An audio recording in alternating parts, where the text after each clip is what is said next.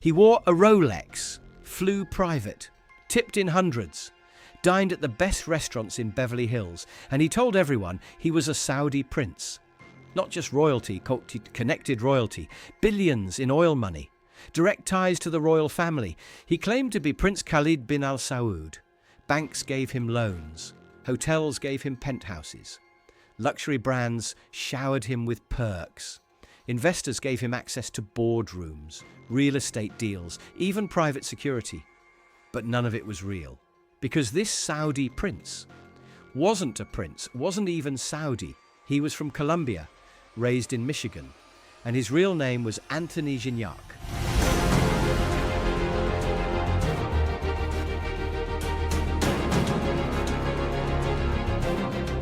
This is the true story of how a career con man scammed his way into the highest circles of power, luxury, and wealth, all by pretending to be royalty. You're watching High Society Crimes. Subscribe if you want more stories of billionaires, fraud, and the dark side of luxury. Let's go back to the beginning. Anthony Gignac was born in Colombia in 1970. He was adopted as a child by an American couple in Michigan and grew up in a working-class household. But from a young age, he had one obsession: wealth, not building it, performing it. By the time he was a teenager, he was already posing as a Saudi prince. He learned the names of real royals, studied the culture, read up on global politics and oil markets, and realized something shocking. The more outrageous his claims, the more people believed him. In the early 90s, he was arrested for fraud in California after claiming to be royalty and charging over $27,000 to a fake American Express account. He was sentenced, but when he got out, he started again, this time bigger, more elaborate, more dangerous. By the 2000s, Gignac was traveling the country under various aliases, all versions of Prince Khalid. He used forged diplomatic credentials, fake business cards. He even had someone pretend to be his bodyguard. He stayed at luxury hotels, often convincing them to waive fees or extend credit by promising future investments. He said he was managing funds on behalf of the Saudi royal family and was scouting for business opportunities in America. And no one checked? Because when someone rolls up in a Rolls-Royce, tips $100 bills, and talks about oil money, people don't want to look too closely. Gignac created an entire lifestyle around the scam. He'd rent luxury apartments in Miami and Los Angeles, drive exotic cars, fly first class, buy Rolexes, Gucci, Versace, anything that screamed status. And when he couldn't pay, he'd stall, tell people the wire transfer from Riyadh was delayed, say his family was dealing with diplomatic issues, promise millions if they'd just give him a few more days. It was all smoke, but people believed him.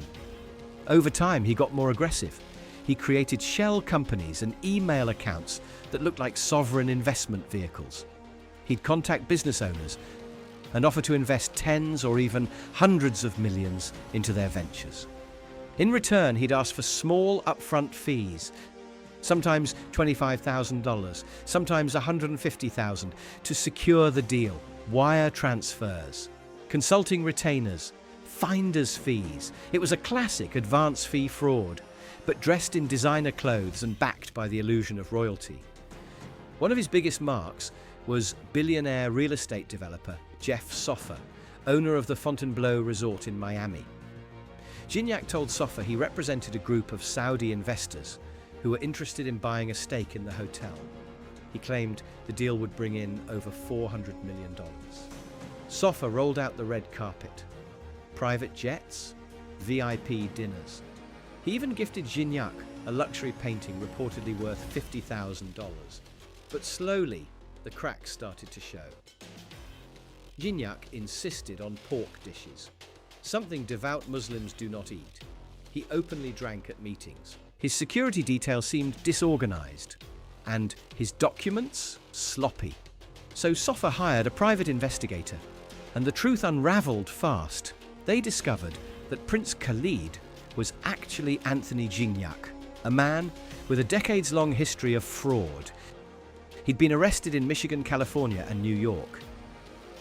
He had dozens of aliases and had stolen millions over the years by doing the same thing, pretending to be royalty.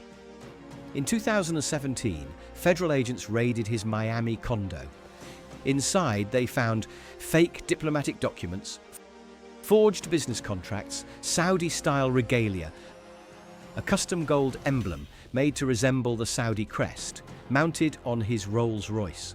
They also found over $150,000 in luxury goods, watches, shoes and bags, all purchased using fraud.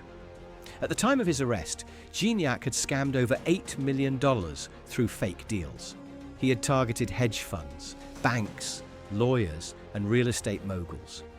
He was indicted on multiple counts of wire fraud, impersonating a foreign official, and identity theft. In 2020, he was sentenced to 18 years in federal prison. But here's what's wild. He got away with it for nearly 30 years, not because he was smart, but because people wanted to believe him. They wanted to be part of the next big investment. They wanted a direct line to Saudi wealth. They wanted to be connected to royalty, and that's the real crime here. Gignac exploited a system built on trust, or more accurately, a system built on appearances. He understood that in high society, image is everything. If you act rich, look rich, and name drop the right people, doors open. He didn't need a real passport. He needed a $5,000 watch, a custom business card, and a good story. And the people who got scammed, they weren't naive, they were greedy. They didn't want to verify. They wanted to profit, because when money is involved, people will ignore red flags if the potential upside is big enough. Here's what makes the Gignac case so fascinating. It wasn't just about fraud, it was about performance. He wasn't selling a product, he was selling status. And that's why it worked. He understood how people in power think. They don't want to do due diligence. They want exclusivity. They want access. They want to be the first call when foreign money lands in the US. Gignac gave them that illusion, and they gave him everything else. This story isn't just about one man pretending to be a prince. It's about a society that lets people get scammed because they're afraid to ask questions. No one wanted to challenge a man who claimed he could wire 100 million. No one wanted to risk offending royalty. So instead, they handed over hotel keys, luxury gifts and investment documents. No background check required. That's the real lesson here. If someone shows up claiming they're connected to the world's richest family, you don't need to be polite. You need to be skeptical, because the most dangerous people in the world aren't the ones hiding in shadows. They're the ones walking into boardrooms, ordering room service, and telling you they're a prince while picking your pocket.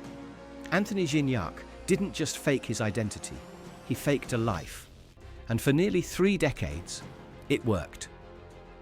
Subscribe to High Society Crimes for more true stories like this, where fake wealth, fake titles and real greed collide in the places no one dares to look. We don't tell stories for clicks.